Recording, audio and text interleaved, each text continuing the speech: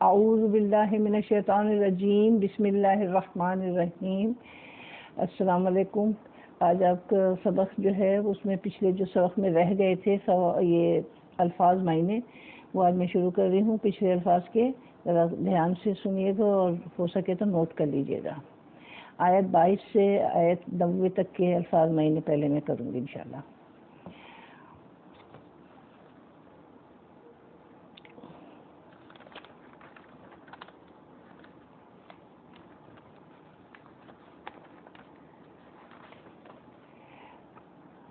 وَإِذْ أَخَذْنَا مِيثَاقَكُمْ وَرَفَعْنَا فَوْقَكُمُ الطُّورَ خُذُوا مَا آتَيْنَاكُمْ بِقُوَّةٍ وَاذْكُرُوا مَا فِيهِ لَعَلَّكُمْ تَتَّقُونَ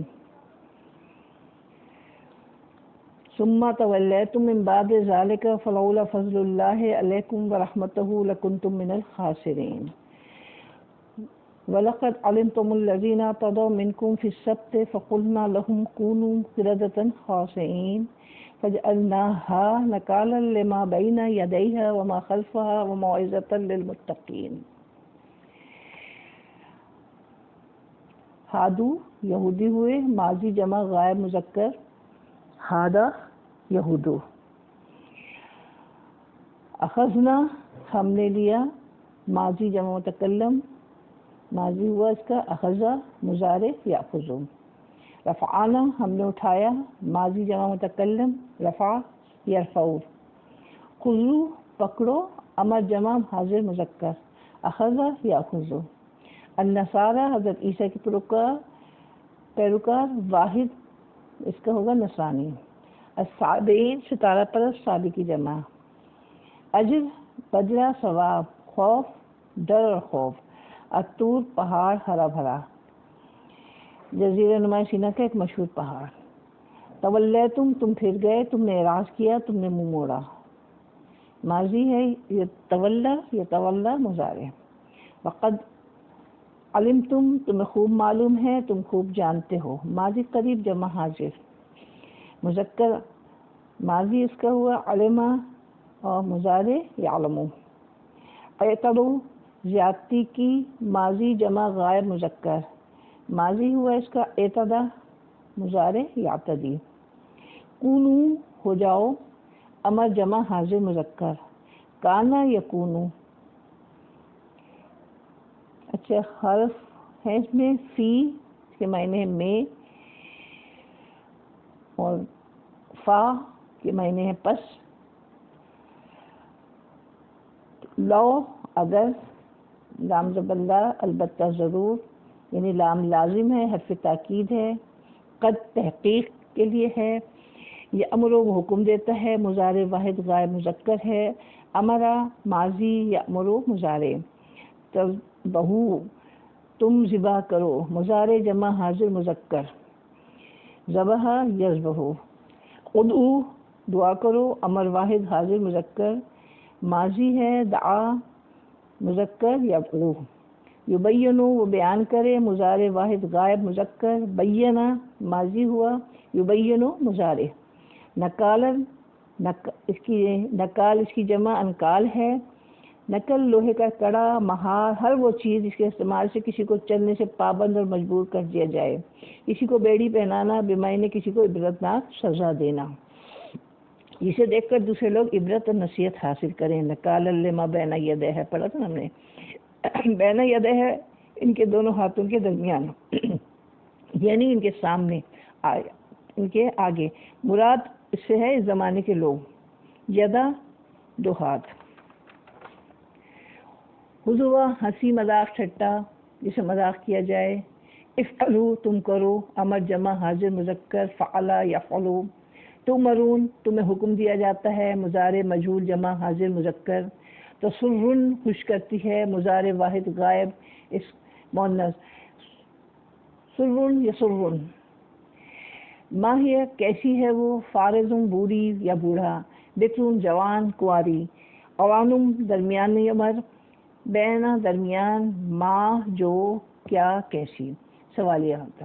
لون رنگ، صفراء زرد پیلی، فاقع گہرا زرد، الناظرین دیکھنے والے، تشابہ وہ مشبہ ہوا مشتبہ ہوا ماضی واحد غائب مذکر. تسیرو وہ حل جوتتی ہے مضارع واحد غائب مؤنث. تفسی وہ پانی دیتی ہے سیراب کرتی ہے. سقا یسقا یعنی ماضی سقا اور یسقا مضارع.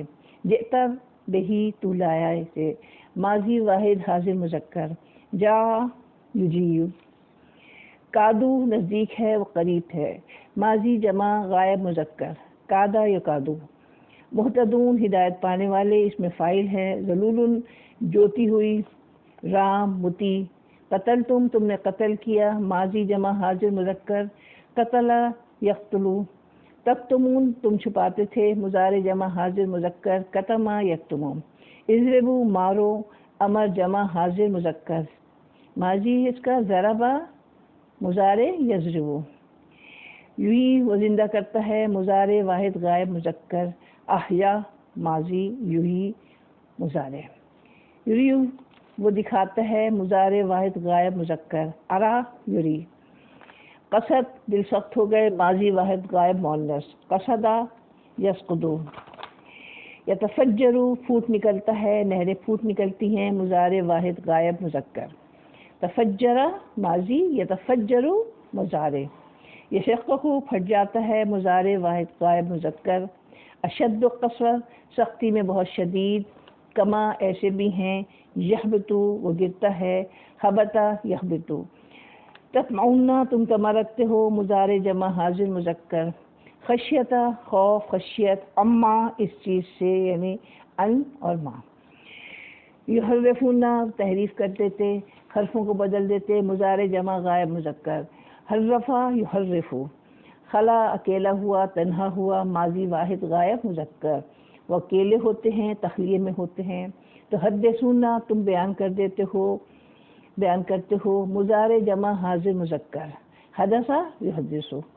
فتح اس نے کھولا کھول کر بیان کیا ماضی واحد غائب مذکر. فتح ماضی یفتح مضارع. یحاجو تاکہ وہ بحث کرے جھگڑا کرے مضارع جمع غائب مذکر. حاج یحاجو. امیون ان پڑھ لوگ. امانی آرزو. امنیتن واحد ہے امانی کی. لیشترو تاکہ وہ خریدیں مضارع جمع غائب مذکر. ماضی اس کا ہوا اشترا یشتری مضارع. کتبت ماضی واحد غائب مؤنث. کتبہ لکھا. یکتب وہ لکھتے ہیں. یکسبون وہ کماتے ہیں مضارع جمع غائب مذکر. کسبہ یکسبو. لن تمسا ہرگز نہ چھوئے گی مضارع منفی واحد غائب مؤنث. مسا یمسو. مسا کیا ہے ماضی یمسو مضارع. اتخذتم کیا تم نے لے لیا ماضی جمع حاضر مذکر. اتخذ ماضی یتخذو مضارع. ایامن یوم کی جمع ہے یعنی دن. معدودہ گنے ہوئے چند یا گنی ہوئی چیزیں. احاطت احاطہ کر لیا گھیر لیا ماضی واحد غائب مؤنث. احاطہ ماضی یحیطو مضارع. سیئۃً بدی برائی. خطیئۃً خطا گناہ قصور. خالدون ہمیشہ رہنے والے. یا بلا ہاں کیوں نہیں. اخذنا ہم نے لیا ماضی جمع متکلم. اخذا یاخذو. الیتامى یتیم کی جمع ہے جس کا والد نہ ہو. المساکین مسکین کی جمع. حسنہ نیکی. لا تسفکون نہ تم بہاؤ گے. سفکا ماضی یسفکو مضارع. اقررتم تم نے اقرار کیا ماضی جمع حاضر مذکر. تقتلون تم قتل کرتے ہو مضارع جمع حاضر مذکر. قتل ماضی ہوا یقتلو مضارع. تظاہرون تم چڑھائی کرتے ہو تم آپس میں مدد کرتے ہو. تظاہرہ ماضی یتظاہرو مضارع. دبان خون دم اس کا واحد ہوگا. دیار دارن کی جمع یعنی گھر شہر. الاسم گناہ. یا تو وہ آتے ہیں یا اگر وہ آئیں مضارع جمع غائب مذکر. ماضی اس کا ہوگا عطا اور مضارع یاتی. تو فادو تم فدیہ دے کر چھڑاتے ہو مضارع جمع حاضر مذکر. فادا یفادی. تؤمنون تم ایمان لاتے ہو. آمنا یؤمنو.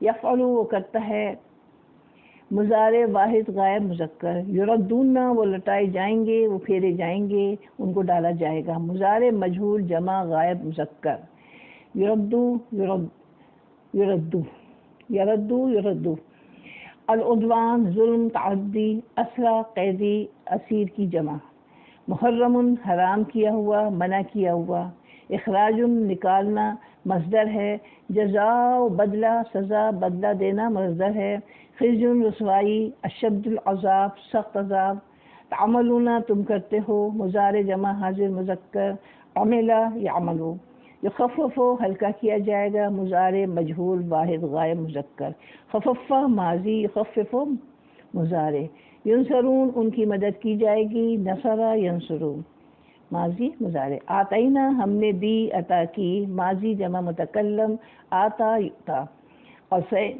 قفینا ہم نے پیچھے پیچھے بھیجا، ماضی جمع متکلم، من بعد ہی اس کے بعد، الرسل رسول کی جمع، البینات روشن نشانیاں، بینہ واحد اس کی، ایدنا ہم نے تائید کی مدد کی، ماضی جمع متکلم، لا تہوا تمہارے دل نہیں چاہتے، ہوی یہوا، استکبر تم نے تکبر کیا، ماضی جمع حاضر مذکر، استکبرا ماضی، یستکبرو مضارع،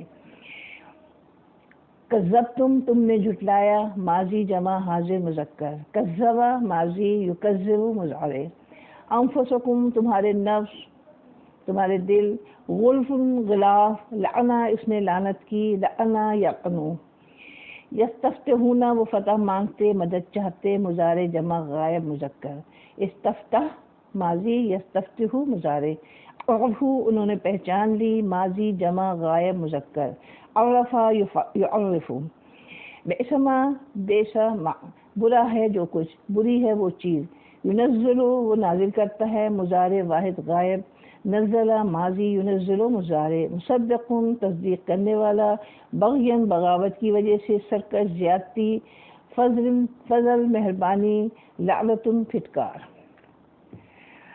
یہاں ہمارے جو لفظ تھے جو ہم نے کیے نہیں تھے، آج ہم نے ان کو 3 سبق کے اکٹھے کیے ہیں۔ انشاءاللہ اللہ تعالیٰ سے امید ہے کہ آپ نے اس کو سمجھا ہوگا، سنا ہوگا، اور اس کو آپ یاد کرنے کی کوشش بھی کریں گی، سمجھنے کی کوشش بھی کریں گی۔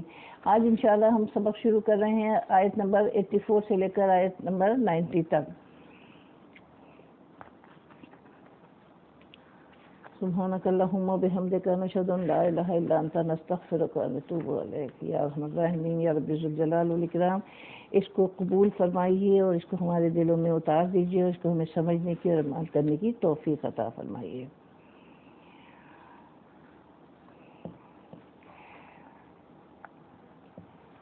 وَإِذْ أَخَذْنَا مِيثَاقَكُمْ لَا تَسْفِكُونَ دِمَاءَكُمْ وَلَا تُخْرِجُونَ أَنفُسَكُمْ مِنْ دِيَارِكُمْ ثُمَّ أَقْرَرْتُمْ وَأَنْتُمْ تَشْهَدُونَ، اور جب ہم نے لیا پختہ عہد تم سے کہ نہ بہاؤ گے تم خون اپنے آپس میں، اور نہ نکالو گے تم اپنوں کو اپنے گھروں سے، پھر تم نے اقرار کیا اور تم اس پر گواہی دیتے ہو، گواہ ہو۔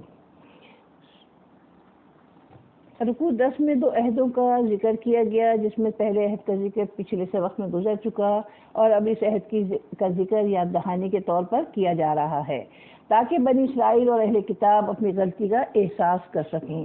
یہ بات بھی ذہن میں رہنی چاہیے کہ جو عہد ان سے لیا گیا، جس کی یاد دہانی کرائی جا رہی ہے، یہ آج ہمارے لیے بھی تذکیر اور وعید ہے۔ بنی اسرائیل نے جس طرح اس عہد کی مٹی پلید کی، اسے مذاق بنا کر رکھ دیا، یہاں اس کی تفصیل بیان کی گئی ہے۔ اس عہد کو یاد دلاتے ہوئے بنی اسرائیل سے فرمایا جا رہا ہے کہ اللہ کے دین نے تمہارے اندر ایک دینی قوت پیدا کر دی تھی، تم آپس میں بھائی بھائی بن گئے ہو، اس قوت کو آپس میں لڑ کر خون بہا کر نقصان نہ پہنچانا، کیونکہ اگر تم آپس میں لڑو گے تو تمہارا شیرازہ بکھر جائے گا، تمہاری ہوا اکھڑ جائے گی اور دشمن تم پر دلیر ہو جائے گا۔ اس طرح آپس میں ایک دوسرے کو وطن سے نکالنے کی کوشش نہ کرنا، ایک دوسرے کا خون نہیں بہاؤ گے اور ایک دوسرے کو ان کے گھروں سے نہیں نکالو گے، کہ بجائے فرمایا کہ تم اپنے خون نہیں بہاؤ گے اور نہ اپنے آپ کو اپنے گھروں سے نکالو گے، کیونکہ امت مسلمہ کے افراد ایک جسم کی طرح ہیں، کسی بھی مسلم کا خون بہانا اپنا خون بہانا ہے۔ آپ صلی اللہ علیہ وسلم نے فرمایا تمام مومن اپنی باہمی دوستی ایک دوسرے پر رحم اور ایک دوسرے پر شفقت میں ایک جسم کی مانند ہیں۔ جب اس کا ایک عضو بیمار ہوتا ہے تو اس کی خاطر سارا جسم بیدار اور بخار میں مبتلا ہو جاتا ہے۔ بخاری کی حدیث کا مفہوم ہے یہ۔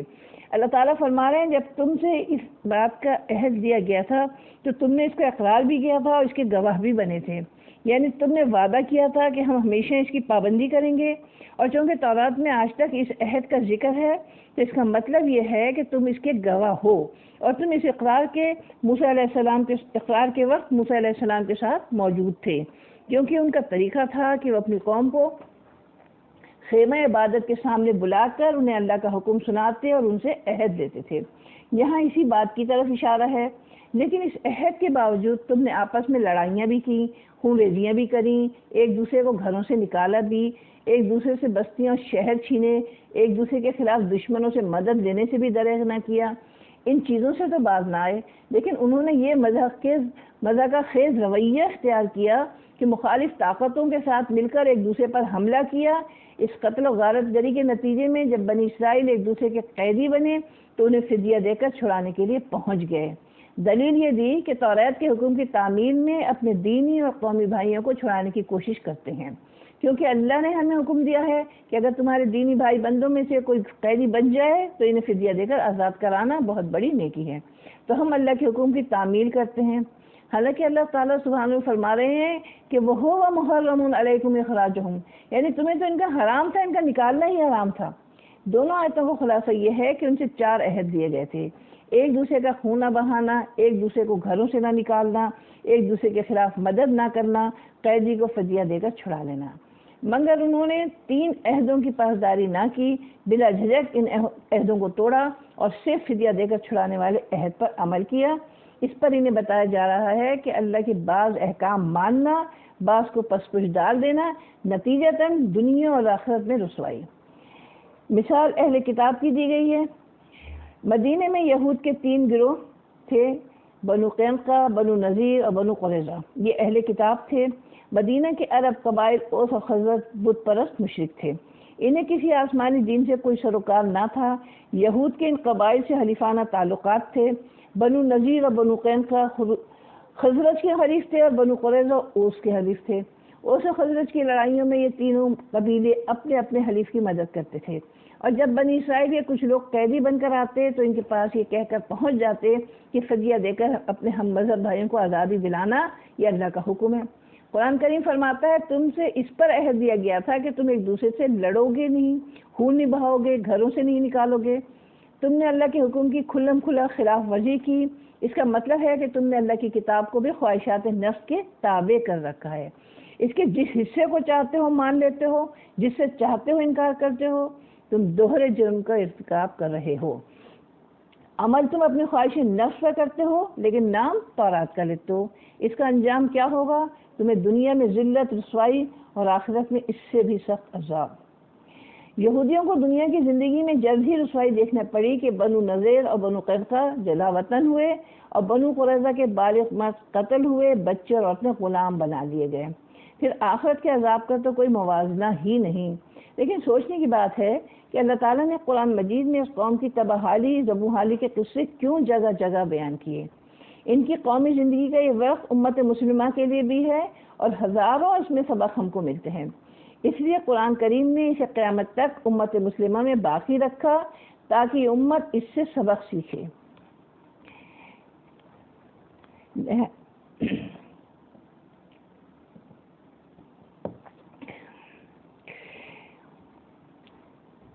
نہایت افسوس سے کہنا پڑتا ہے کہ یہود کا یہ رویہ کہ کتاب خداوندی کے جس حکم کو چاہا مان لیا، جس کا چاہا انکار کر دیا، اس طرح اللہ کی کتاب کو اپنی خواہش نفس کے تابع رکھا۔ امت مسلمہ نے بھی پوری طرح اختیار کر لیا ہے۔ ان کے پاس تو محرف کتابیں تھیں، ان کے نبیوں کی سنت محفوظ نہیں تھی، لیکن ہماری بدنصیبی کی انتہا یہ ہے کہ پورے عالم اسلام میں ایک بھی ملک ایسا نہیں جس میں پوری طرح اللہ کی شریعت نافذ ہو، سنتوں کا اتباع اور اس کی تعلیم عام ہو۔ بے شک ہم اللہ کے دین کو مانتے ہیں، قرآن کو مقدس جان کر چومتے ہیں، سر پر اس کا سایہ کرتے ہیں، لیکن اس کے ہر حکم پر عمل کرنا اپنے لیے ضروری نہیں سمجھتے۔ ایسے لوگ بھی بالخصوص ہمارے بالائی طبقوں میں موجود ہیں جنہیں اللہ کی کتاب اور اس کے رسول کی سنت سے کوئی سروکار ہی نہیں۔ اکثریت لیکن اس کو مانتی ہے، عمل کرنے سے گریز کرتی ہے۔ مسلمان خنزیر کا گوشت کھانا تو درکنار اس کا نام لینے سے بھی اجتناب کرتے ہیں، جبکہ سود اور جوا، انشورنس وغیرہ سے انہیں کوئی پرہیز نہیں، بلکہ ان کے کاروبار کی بنیاد ہی ان کاموں پر ہے۔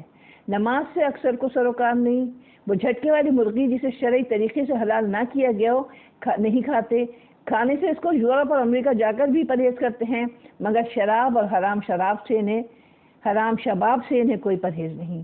وہ اپنے آپ کو امت مسلمہ کا فرد کہتے ہیں، پھر کفار کے ساتھ مل کر اپنے ہی بھائیوں کو قتل، ان کے گھروں اور شہروں کو تباہ برباد کر دیتے ہیں، اپنی بیٹیاں بیٹے اپنے گھر کے چراغ دوسروں کی خوشی کے لیے اور اپنے دنیاوی فائدوں کے لیے دان کر دیتے ہیں۔ عافیہ صدیقی کی مثال ہمارے سامنے ہے، اور بھی نہ جانے کتنے ایسے ہیں جنہیں آپ اور میں نہیں جانتے۔ اس کا نتیجہ دنیا میں ذلت کی صورت میں تو صاف ظاہر ہے، رہا آخرت کا معاملہ تو کتاب کے بعض حصے پر بعض ایمان لانا یعنی اس پر عمل اور بعض کے ساتھ انکار۔ اب جیسے دیکھیے مشرکوں کے ساتھ شادی حرام کی گئی ہے، کتنے ہی خاندان ایسے ہیں جنہیں پتہ چلتا ہے پڑھنے گئے ہندو لڑکی سے شادی کر لی۔ اہل کتاب یہودی اور نصارے کے متعلق یہ کہنا کہ اللہ نے جائز کیا، حالانکہ کسی صورت میں جائز نہیں، بلکہ جائز کیسے کراہیت کے ساتھ جائز ہے، مگر سمجھیں تب نہ۔ ہمارا عمل اگر کہیں ہے بھی تو اس کا تعلق زیادہ سے زیادہ عبادات تک۔ ہماری زندگی ایک لطیفہ بن کر رہ گئی ہے، ہم عبادات کا پورا نظام تو قرآن و سنت سے لیتے ہیں، لیکن زندگی کے باقی تمام شعبہ میں کتاب اور سنت سے کوئی مطلب نہیں۔ ہماری سیاست، ہماری عدالتیں، ہماری حکومتیں سب دوسروں کے نقش قدم پر۔ قانون کی بات ہو تو ہم سوئٹزرلینڈ، یورپ، امریکہ یا سن 37 کے ایکٹ کی طرف دیکھتے ہیں۔ معاشرت کی بات ہوتی ہے تو کبھی ہندو معاشرت اور کبھی مغربی معاشرت۔ معیشت کی نوبت آتی ہے تو کبھی سوشلزم یاد آتا ہے، کبھی سرمایہ دارانہ نظام، اور حکومت کی بات ہوتی ہے تو ہم مغربی ڈیموکریسی سے رہنمائی حاصل کرتے ہیں۔ ہماری تعلیم کی تمام تر بنیادیں مغربی نظام تعلیم سے مستقل دی گئی ہیں۔ ہماری تہذیب، ہمارا تمدن سراسر مغربی تہذیب کی جگادی کرتا ہے۔ غرض یہ کہ عبادات کے کسی شعبے میں بھی معاملات کے کسی شعبے میں بھی ہم قرآن و سنت سے رہنمائی نہیں لیتے۔ اس کے باوجود ہمارا دعویٰ ہے کہ ہماری کتاب زندہ ہے اور ہم اس پر ایمان رکھتے ہیں، اور ہمارے رسول صلی اللہ علیہ وسلم دانائے سبل بھی ہیں، ختم رسول بھی ہیں اور مولائے کل بھی ہیں۔ پھر یہ دعویٰ بھی کہ ریاست مدینہ بنا رہے ہیں۔ یہ دو عملی جو ہماری پوری زندگی کی علامت ہے، یہ بنی اسرائیل کی زندگی کی ہو بہو تصویر ہے۔ نہ جانے ہم اتنی سی بات کیوں نہیں سمجھتے کہ جس طرح کوئی مشین دوسری مشینوں کے پرزے لگانے سے نہیں چلتی، وہ جب بھی کام دے گی اپنے ہی پرزوں سے۔ سوچئے ذرا، کوئی مشین خراب ہوتی ہے آپ کی اور اس میں آپ کسی دوسری مشین کا ڈال دیتے ہیں کٹر، یا دوسری مشین کے کوئی آپ اس میں موٹر لگا دیتے ہیں، تو کیا چلے گی؟ نہیں چلے گی نا۔ تو انسانی زندگی جو اپنے اندر نہایت نزاکتیں رکھتی ہے، کس طرح برگوبار پیدا کر سکتی ہے اور کس طرح وہ اپنا اجتماعی اور انفرادی فرض انجام دے سکتی ہے اگر اسے صرف ایک نظام، ایک قانون کے تحت نہ لایا جائے۔ اس کا نتیجہ تو وہی ہوگا جو قرآن کریم کہتا ہے کہ دنیا میں بھی رسوائی، ذلت اور آخرت میں سخت عذاب سے دوچار ہونا۔ اگر ہم دنیا کی ذلت، آخرت کے عذاب سے نکلنا چاہتے ہیں تو پھر ہمیں کھلے دل و دماغ سے اپنے آپ کو قرآن اور سنت کے حوالے کرنا ہوگا، یعنی اسلامی نظام زندگی پر عمل کرانا، اس کو نافذ کرانا، اس کے لیے کوششیں کرنا، یہ ہمارا آپ سب کا مشن ہونا چاہیے۔ لیکن بات یہ ہے کہ جب تک میں قرآن و سنت کی تعلیم کو اپنے اندر سمو کر خود اپنی زندگی کو اس رنگ میں نہ ڈھال لوں، میں کس طرح تبدیلی لا سکتی ہوں؟ یہ کام ہم سب کے کرنے کا ہے۔ اپنی زندگیوں کو قرآن اور سنت کے تابع بنائیے، پھر آپ اس دنیا میں سرخرو اور آخرت میں فلاح یافتہ ہوں گے انشاءاللہ۔ اس آیت میں بنی اسرائیل کا اصل مرض بتایا گیا، اشترو کا لفظ استعمال ہوا جس کے معنی خریدنے بیچنے کے ہیں، لیکن جب اس کی حقیقت پر غور کیا جائے تو معلوم ہوتا ہے کہ اس کی حقیقت ترجیح دینے کی سوا کچھ نہیں۔ آپ نے ایک چیز لے کر دوسری چیز لی تو اس حوالے سے آپ خریدار بھی ہیں اور فروخت کرنے والے بھی، اس لیے اس کا ترجمہ دنیا بھی کیا جاتا ہے، اور یہی صحیح معلوم ہوتا ہے کہ ان لوگوں کا اصل روگ یہ تھا کہ انہوں نے آخرت پر دنیا کی زندگی کو ترجیح دی۔ ابھی دیکھتے ہیں ذرا ہم، ثم انتم هؤلاء تقتلون انفسكم وتخرجون فريقا منكم من ديارهم تظاهرون عليهم بالاثم والعدوان۔ یہاں کہا جا رہا ہے کہ پہلے ہم نے پڑھا تھا نا کہ عہد دیا تھا کہ تم اللہ کی بندگی کرنا اور والدین کے ساتھ احسان کا معاملہ کرنا، قرابت داروں کے ساتھ، یتیم و مسکینوں کے ساتھ اچھا معاملہ کرنا، لوگوں سے اچھی بات کہنا، نماز قائم کرنا، زکوٰۃ ادا کرنا. لیکن وہ اس عہد سے بھی پھر گئے. اب یہاں پہ دوسرے عہد کا ذکر کیا جا رہا ہے جو پختہ عہد دیا گیا. اس میں ان کو کہا گیا تھا کہ تم نے خون نہیں بہانا آپس میں، ایک دوسرے کو گھروں سے نہیں نکالنا، اور تم نے اس کا اقرار بھی کیا تھا، تم اس پہ شاہد بھی تھے.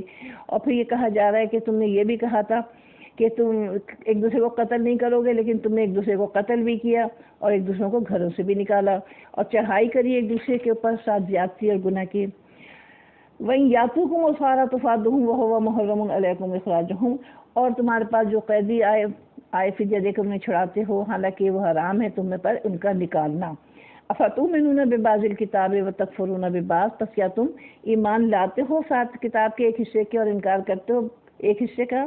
فما جزاء من يفعل ذلك منكم الا خزي في الحياة الدنيا ويوم القيامة يردون الى اشد العذاب وما الله بغافل عما تعملون. یعنی کیا جزا ہوگی، کیا سزا ہوگی جو لوگ کریں تم میں سے ایسا، یہ کہ سوائے دنیا کی رسوائی ہے اس میں، اور آخرت کے دن شدید عذاب کی طرف پھیرے جائیں گے. اور اللہ تعالیٰ بے خبر نہیں ہے اس سے جو تم کام کرتے ہو. اولئک الذین اشتروا الحیاۃ الدنیا بالآخرۃ فلا یخفف عنہم العذاب ولا هم ینصرون. یہی وہ لوگ ہیں جنہوں نے خریدی دنیا کی زندگی ساتھ بدلے آخرت کے، پس نہیں ہلکا کیا جائے گا ان سے عذاب اور ان کی مدد نہیں کی جائے گی. انسانی فطرت یہ ہے کہ وہ جس چیز کو ترجیح کے قابل سمجھتی ہے اسی کو عزت دیتی ہے، اسی کے لیے محنت ضروری سمجھتی ہے. یہ بھی ایک حقیقت ہے کہ جس چیز کے لیے محنت کی جائے وہی ترقی کرتی ہے. جو قومیں حیات دنیا کو ترجیح دیتی ہیں ان کی زندگی میں آپ کو ہوا اور پانی کی طرف چند چیزیں عام دکھائی دیں گی. ان کی مجلسوں میں ہار اسے پہنائے جائیں گے جس کے پاس دنیا زیادہ ہوگی، وہ رشتہ ناتا اس سے جوڑیں گے جن کے پاس دولت زیادہ ہوگی، وہ اپنا اقتدار اس کے حوالے کریں گے جس کے پاس دولت ہوگی. ان کی محنت کا ہدف دولت دنیا، ڈگریاں، باس اور ملازمتیں، لیکن اس سے کیا ہوتا ہے، دنیا زندہ اور توانا اور انسان اور انسانیت مر جاتی ہے. یہی حرب گرنے والی قوم کا یہی روگ ہے. قرآن کریم نے ان کی اصل بیماری کی طرف توجہ دلائی کہ انہوں نے جب آخرت اور دنیا کو ترجیح دی تو اس کے نتیجے میں خود غرضانہ لوٹ کھسوٹ، حوث، جھوٹ، خیانت، بدعہدی، انسان دشمنی، حسد، کینہ، بغض، خود فراموشی، خدا فراموشی، خود فراموشی جیسی لعنتیں وجود میں آئیں، جس کے نتیجے میں اللہ کی کتاب بھی ان کی دسترس سے نہ بچ سکی اور وہ بری طرح توانائی سے محروم ہوتے چلے گئے. ایسے لوگوں کا انجام اس کے سوا اور کچھ نہیں کہ جب وہ عذاب کی گرفت میں آئیں گے تو نہ ان سے عذاب ہلکا کیا جائے گا ولا یخفف عنہم العذاب، اور نہ ان کو کوئی مدد پہنچے گی جو انہیں عذاب سے بچا سکے. افسوس ہے ہم کو اپنے حالوں پر، آج ہم بالکل اسی ڈگر پر چل رہے ہیں. ہمارے تمام تر اہداف اور تمام تر کاوشیں حیات دنیا کے لیے وقف ہو چکی ہیں. آخرت کا احساس روز بروز کم ہو رہا ہے. اللہ سے تعلق، آپ صلی اللہ علیہ وسلم کا اتباع چھٹ رہا ہے. انسانی قدریں زوال پذیر ہیں. خدا فراموشی کے نتیجے میں خود فراموش ہم بھولتے جا رہے ہیں کہ ہمارا ماضی کیا تھا، کن چیزوں نے ہمیں امت بنایا، اس کا مقصد وجود کیا تھا. ہر آستانے پہ سجدہ ریز، کبھی امریکہ تو کبھی روس تو کبھی چین، کبھی اے ناجوان مسلم تدبر بھی کیا تو نے، وہ کیا گردون تھا جس کا تو ہے ایک ٹوٹا ہوا تارا. کاش ہم سمجھ جائیں کہ کل کو اللہ کے سامنے کیا منہ لے کر جائیں گے اور آپ صلی اللہ علیہ وسلم کو کیا شکل دکھائیں گے. مگر بات کیا ہے، کعبہ کس منہ سے جاؤ گے غالب، شر تم کو مگر نہیں آتی. وَإِلَى اللَّهِ الْمُشْتَكِي وَهُوَ الْمُسْتَعَانُ. وَلَقَدْ آتَيْنَا مُوسَى الْكِتَابَ وَقَفَّيْنَا مِن بَعْدِهِ بِالرُّسُلِ وَآتَيْنَا عِيسَى ابْنَ مَرْيَمَ الْبَيِّنَاتِ وَأَيَّدْنَاهُ بِالرُّوحِ الْقُدُسِ أَفَكُلَّمَا جَاءَكُمْ رَسُولٌ بِمَا لَا تَهْوَىٰ أَنفُسُكُمُ اسْتَكْبَرْتُمْ فَفَرِيقًا كَذَّبْتُمْ وَفَرِيقًا تَقْتُلُونَ. گزشتہ آیت میں ہم پڑھ چکے ہیں کہ بنی اسرائیل کو ان کی اصل ذمہ داریوں کی یاد دہانی کے سلسلے میں ان کے آباء و اجداد کی تاریخی مختلف ابواب دہرائے گئے. اس میں بطور خاص انہیں بتایا جا رہا ہے کہ اللہ تعالیٰ نے جب بنی اسرائیل کو دین عطا کیا تھا، زندگی گزارنے کے رہنما اصول دیے تھے، تو ان سے بعض عہد و پیمان بھی لیے تھے. ان کے آباء و اجداد نے ان مواثیق و عہود سے روگردانی کی، ان کی منزل آخرت کے بجائے دنیا ہو گئی. اب بتایا جا رہا ہے کہ بنی اسرائیل کی ہدایت کے لیے صرف اسی بات پر اکتفا نہیں کیا گیا کہ ان سے چند عہد و پیمان دیے گئے اور رہنمائی کے لیے تورات دے دی گئی، بلکہ اللہ تعالیٰ نے ان کی دینی زندگی میں ثبات و قرار کے لیے موسیٰ علیہ السلام کے بعد یکے بعد دیگرے اپنے رسول بھیجے. نئی کتابیں صحیفے بھی دیے اور توریت میں بیان کردہ شریعت کی تجدید اور تکمیل کا کام بھی جاری رہا۔ جب بھی بنی اسرائیل میں گمراہیاں پیدا ہوتی تو کسی نہ کسی نبی کی بعثت ہوتی، انہیں گمراہیوں سے نکالنے کی کوشش کی جاتی، بار بار انہیں ان کے عہد یاد دلائے گئے، شریعت کی پابندی کے لیے ان کے دل و دماغ کو آمادہ کرنے کی کوشش کی گئی۔ حقیقت یہ ہے کہ جتنی بڑی تعداد میں اللہ تعالیٰ نے اپنے انبیاء رسول بھیجے، اس قوم میں کسی قوم میں اس کا ثبوت نہیں ملتا۔ اس کے ساتھ یہ بھی حقیقت ہے کہ شریعت سے جس قدر غافل بلکہ انحراف بنی اسرائیل نے اختیار کیا، اس کی مثال ملنا بھی مشکل ہے۔ اللہ تعالیٰ کی جانب سے تذکیر یاد دہانی کا سلسلہ برابر جاری رہا۔ اللہ کے جتنے رسول دنیا میں آئے، ہر ایک کو روح القدس کی تائید حاصل رہی، لیکن یہاں بطور خاص حضرت عیسیٰ علیہ السلام کے لیے روح القدس کی تائید کا ذکر اس لیے کیا جا رہا ہے کہ یہود کے اس اعتراض کا جواب ہو جائے جس کا الزام وہ بڑی شدت سے حضرت عیسیٰ پر لگاتے تھے۔ لوگوں کو یہ تاثر دیتے تھے کہ تم جو کچھ حضرت عیسیٰ کے معجزات کی شکل میں دیکھ رہے ہو، یہ شیطانی قوتوں کا نتیجہ ہے۔ اسے صرف یہ معلوم ہوتا ہے کہ عیسیٰ علیہ السلام کا تعلق شیاطین جنات سے ہے۔ ایسا معلوم ہوتا ہے کہ یہود پر اتمام حجت کیا گیا ہے۔ ایک تو آخری اتمام حجت ہے جو آپ صلی اللہ علیہ وسلم کی تشریف آوری سے ہوا، جس کے بعد ہدایت کے فیصلے مکمل ہو گئے، لیکن اس سے پہلے حضرت عیسیٰ کی تشریف آوری بھی ان کے لیے اتمام حجت کی صورت میں دکھائی دیتی ہے۔ یعنی موسیٰ علیہ السلام کے بعد آنے والے جن انبیاء اور رسول کا نام قرآن مجید میں آیا ہے وہ ہارون، ذوالکفل، الیاس، الیسع، داؤد، سلیمان، عزیر، یونس، زکریا، یحییٰ اور عیسیٰ علیہ السلام ہیں۔ حدیث میں یوشع بن نون کا بھی ذکر آیا ہے۔ بہت سے رسولوں کا ذکر قرآن میں نہیں کیا گیا۔ البینات اس سے مراد معجزے ہیں جو حضرت عیسیٰ کو دیے گئے، جیسے مردوں کو زندہ کرنا، مٹی سے پرندے کی شکل بنا کر اس میں پھونک مارنے سے پرندہ بن جانا، اندھے اور برس کے مریض کو تندرست کرنا وغیرہ، جن کا ذکر سورہ آل عمران میں بھی ہے اور سورہ مائدہ میں بھی آیا ہے۔ روح القدس اس سے مراد حضرت جبریل علیہ السلام ہیں۔ زہشری نے فرمایا بالروح المقدسہ کما تقول حاتم الجود ورجل صدق، یعنی گویا روح موصوف ہے جو اپنی صفت کی طرف مضاف ہے، اور قدس مصدر ہے جو اس میں مفعول کے معنی میں ہے، یعنی پاک روح۔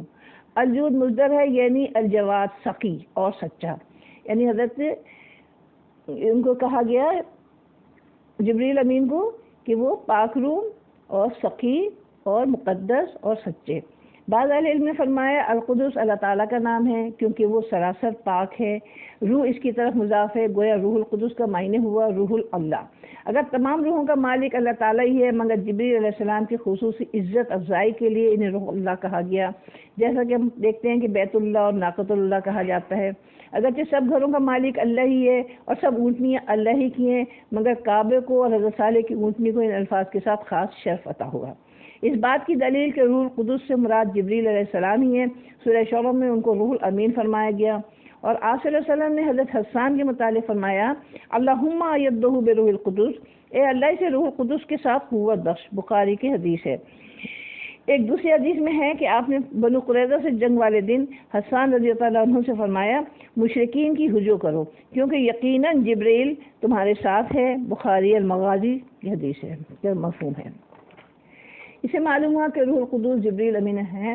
اگرچہ تمام انبیاء کو بینات عطا ہوئے اور حضرت جبریل کے ذریعے وحی ہوئی، مگر حضرت عیسیٰ کے ساتھ معجزے اور روح القدس کی تائید کا خاص طور پر اس لیے ذکر کیا، حضرت عیسیٰ کے ساتھ معجزوں اور روح القدس کی تائید کا خاص طور پر اس لیے ذکر کیا گیا کہ یہود نے اتنے برگزیدہ پیغمبر کو بھی جھٹلا دیا، بلکہ اپنے خیال میں سولی پر چڑھا دیا، پھر اسے اپنا فخریہ کارنامہ قرار دیا۔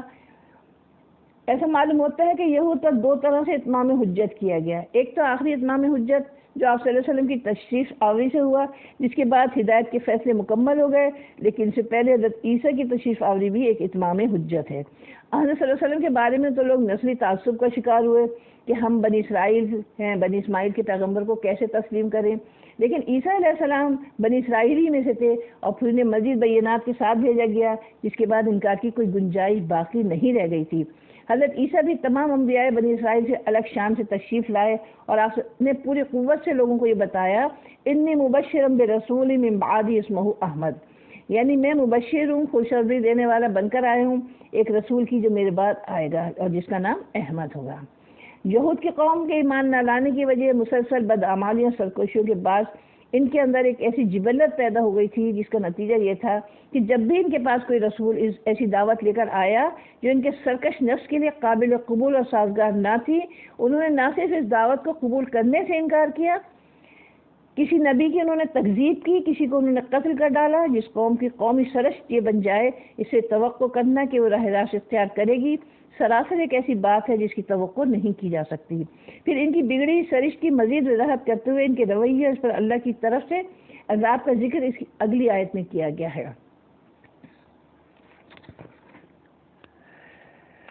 وَقَالُوا قُلُوبُنَا غُلْفٌ بَل لَّعَنَهُمُ اللَّهُ بِكُفْرِهِمْ فَقَلِيلًا مَّا يُؤْمِنُونَ وَلَمَّا جَاءَهُمْ كِتَابٌ مِّنْ عِندِ اللَّهِ مُصَدِّقٌ لِّمَا مَعَهُمْ وَكَانُوا مِن قَبْلُ يَسْتَفْتِحُونَ عَلَى الَّذِينَ كَفَرُوا فَلَمَّا جَاءَهُم مَّا عَرَفُوا كَفَرُوا بِهِ فَلَعْنَةُ اللَّهِ عَلَى الْكَافِرِينَ۔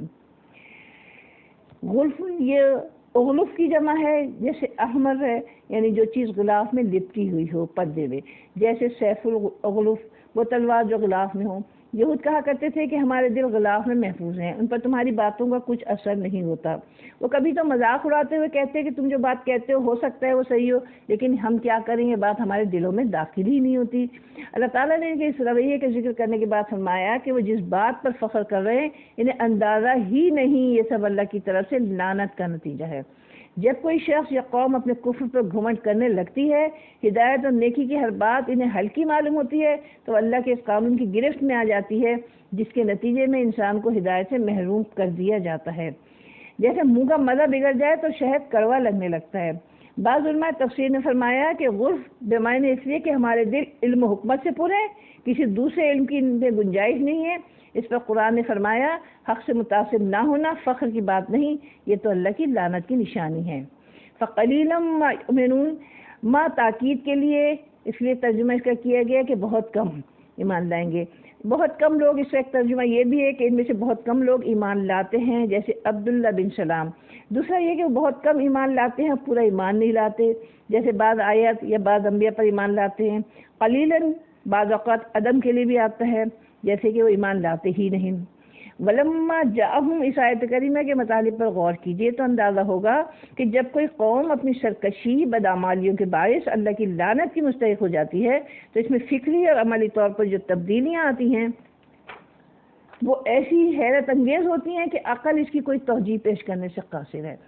آپ بنی اسرائیل کی طرف، آپ صلی اللہ علیہ وسلم بنی اسرائیل کی طرف نبی آخری زمان مبعوث ہوتے ہیں، آپ صلی اللہ علیہ وسلم پر آخری کتاب قرآن کریم نازل کی جاتی ہے۔